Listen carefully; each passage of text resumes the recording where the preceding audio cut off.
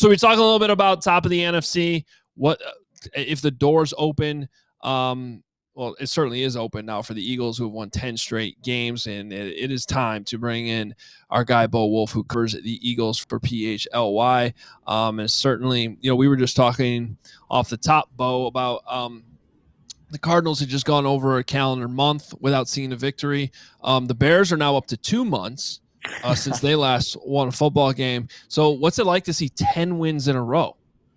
It's interesting. We don't measure it as like months since the last time the Eagles lost. We measure it in Nick Sirianni haircuts.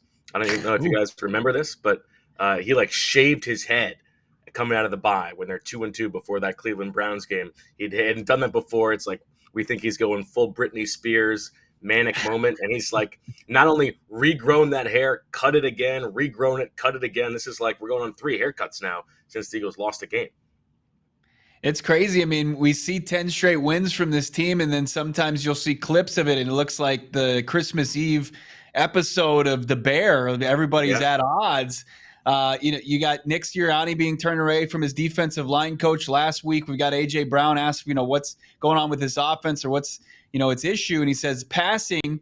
Looked like the passing game got back on track yesterday. What was your assessment of that? Yeah, and it's really important to keep in mind the context here that this Eagles team has had a very easy schedule of opponent defenses. So this is basically the only good defense they're going to have gone against in the regular season. It's the only defense ranked in the top 10 all season long that the Eagles have played. And for them to come out in this game with all the focus on the passing game, which, to be fair, had not been very good. And has struggled over the past couple months, especially the last 3-4 games. They had only completed 1 downfield pass to A.J. Brown over the past 4 weeks. Jalen Hurts was struggling a little bit. And in this game, against the best defense they're going to play all season, for them to come out and have probably their best passing performance of the season, Jalen Hurts goes 25 of 32 for 290 yards and 2 touchdowns. It's the first time since 2022 that both A.J. Brown and Devontae Smith went over 100 yards in the same game. And for them to do that with all the focus on the passing game against this defense of the Steelers that is the best they're going to play, it really did go a long way in answering a lot of questions about, can this team flip that switch in the passing game? Because that's what it's all about. Is it seems like they have the talent in the passing game with one of the best offensive lines in football, 2 of the best wide receivers in football, and a very capable quarterback in Jalen Hurts to be able to take advantage of the attention that opposing defenses are placing on Saquon Barkley in the running game. And the fact that they hadn't done that was a concern, and you did start to worry about what it was going to look like in the playoffs. Could they win a different way? And for them to do that yesterday with all the focus on it, I think everybody in Philadelphia has taken sort of a big sigh of relief. And it's now at the point where there aren't a lot of questions left for this team to answer. It's just sort of knock on wood, hope we get to the playoffs healthy. Yeah, I was obviously pretty impressed with this win. The line was confusing to me that the Steelers were 5.5 point underdogs, but that usually makes me wonder, okay, why are the Eagles going to win this thing by more than we think? And that turned out to be the case. Well, you look at how this game started. You have Cooper DeJean with the fumble punt return, couple turnovers for the Eagles. Usually against a team like the Steelers, I feel like that could doom you. But the Eagles, if despite all that happening early, felt like they could have been blowing the Steelers out even earlier. And then really, if Najee Harris doesn't turn that, fumble that carry, this could have been a much closer game. But I guess credit to the Eagles for withstanding all that early, because this was really a game that they really had control of the entire time, Bo. Yeah, there was the sort of the middle portion of the game, I guess, sort of the late second quarter, where the Steelers did make a little bit of a charge. But the truth is, I don't think that the Steelers offense was ever going to really consistently move the ball against this Eagles defense, especially with no George Pickens. They had no answers. This Eagles defense is really, really good. It's probably the best defense that I have ever covered. They're able to answer so many different questions from opposing offenses, and that Steelers offense is, it's a run on first down, run on second down, hope we can convert on third down. And the first 5 possessions of this game, they didn't even get a first down. They had those back-to-back fumbles for the Eagles. First, T.J. Watt forces the Jalen Hurts fumble. They get the ball in like the 45-yard line of the Eagles, go 3 and out. Then the Cooper DeJean fumble. They get the ball at like the 11-yard line, and there's a little fight there where they get penalized, but all they settle for is a field goal, and really that was sort of it. I mean, the Eagles sort of choked the life out of this game in the second half. Steelers only had 2 possessions in the second half. They ran 11 plays the entire second half, and then Mike Tomlin punts the ball on 4th and 7 down 2 touchdowns with about 10 and a half minutes left, and the Eagles never give the ball back. They just go on a 21-play, 10-and-a-half-yard drive and run the clock out. This game was probably even more lopsided than the score might indicate. If you take into account they lost a turnover battle and still figured out a way to outgain the Steelers 401 to 163, 26 first downs to 10 first downs. This was just sort of domination. I'm gonna let you give me a little bit of context here. I feel like I was a little pointed at the JG led defense a couple of years ago. 70 plus sacks, 17 interceptions. Like, how is it better than that Super Bowl appearance Eagles defense? So remember how I talked about this schedule of opposing defenses for the Eagles this season, like historically lopsided and very easy. It was very similar in terms of the opposing offenses that defense faced. That defense was a little bit more of a front-running defense. And if you look at it, like a bunch of those sacks came in the fourth quarter of lopsided games where it was just all pass situations. That defense was very talented and arguably more talented than this defense. But every time they played a good quarterback, and it was really only 3 or 4 times, they got sort of diced up a little bit. They didn't have a lot of answers that year. And so you saw it in the Super Bowl. I mean, the Chiefs went down and really had no trouble with that Eagles defense in that game. And so that defense was very good, but this defense is a lot better and is able to do a lot different things. And it's actually interesting from an Eagles team building perspective, because it's a lot different than the defenses that Howie Roseman usually builds.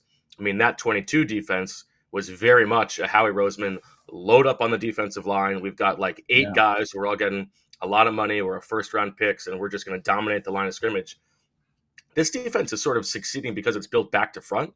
They've got the 2 first and second-round picks, Quinyon Mitchell and Cooper DeJean, who have been awesome. The linebackers are better than we've seen in Philadelphia in a long time, and the defensive line is very good, but it's not as deep as it has been in years past with Howie Roseman. I mean, Nolan Smith played all but 2 defensive snaps yesterday for an edge rusher, which in Philadelphia is very rare. Crazy. Yeah. So, obviously a great day for the Eagles. Not only do they win, the Lions lose. And not only do they lose the game, but they had some significant injuries as well. Yeah. Door seems to be wide open for the Eagles to get the 1 seed here. I'm sure that's a big conversation in the aftermath of this weekend. Yeah, everybody's thinking that, and I think it's not just that you want the 1 seed; it's that it does feel like this season has been pointing towards that Eagles-Lions inevitable clash in the NFC Championship game. And I don't want to count out the Vikings or even the Packers, because I think the Packers could nip one of those teams in the playoffs. But you just think about that matchup and the difference in that matchup if it's inside versus if it's outside, and Jared Goff has to throw in the cold and the elements. And you do feel bad for the Lions, just all the injuries that they are racking up right now. But certainly the Lions' schedule is more difficult their last 3 games. I'm not sure if they're going to get picked or not. But Eagles fans are very excited about the possibility that this could be another number 1 seed for them. Yeah, little scheduling quirk here real quick. The Lions come to Soldier Field on Sunday. It's only their 2nd outdoor game of the entire season. And the first one would have been, look at their schedule here, at Green Bay back on November 3rd. So obviously you talk about the weather changing and all that. We'll see how they handle it. I mean, obviously not a tough opponent. They should still beat the Bears, but that'll give us a little preview if they struggling at Soldier Field in December. It's just kind of weird for a northern team. Certainly they have the practice ability and then go outside and they feel the weather. It's not like they're a southern team that can't simulate it in practice, but that is just a weird scheduling quirk for them this season. And I agree that could be a factor in the playoffs. and then they go to San Francisco the week after that, which Mhm.